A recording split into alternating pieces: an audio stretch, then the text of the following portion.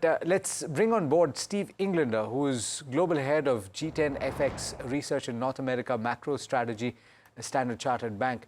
Thanks so much, Steve, for taking the time.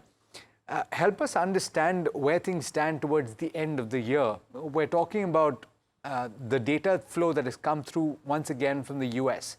How concerned are you about the job situation?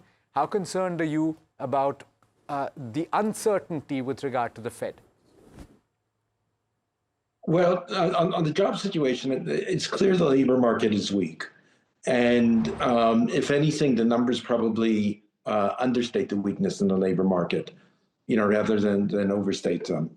But the question is, what's the interpretation? Because Friday, we got some very strong numbers in terms of factory orders, and demand growth still seems to be relatively robust.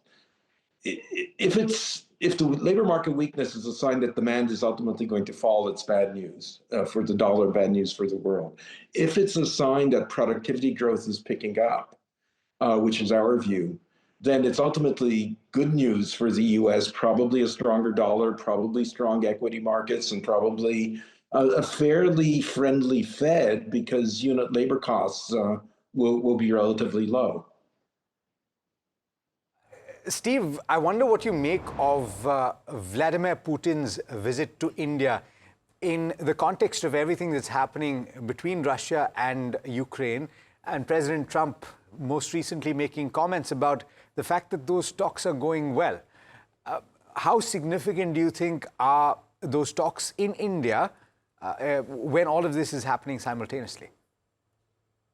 Well, look, I think the fact that there's all these discussions, all these rumors, and you're seeing the market actually reacting to them. I think that some of the weakness in the oil prices, even some of the strength in the euro last week, particularly Eastern European currencies, are coming from some degree of optimism that things may finally be moving. And to be honest, it's the situation is difficult for the Ukraine, but it's also very difficult for the Russians.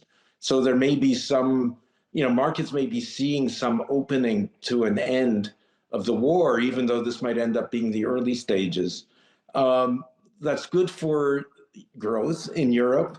It's good for risk appetite, I think, European risk appetite if it transpires. And it doesn't likely mean lower oil prices, or it could mean lower oil prices if it means that supply is increased. Steve, as always, an absolute pleasure having you, and wish you all the best. Talk soon. Thank you very much. Bye-bye.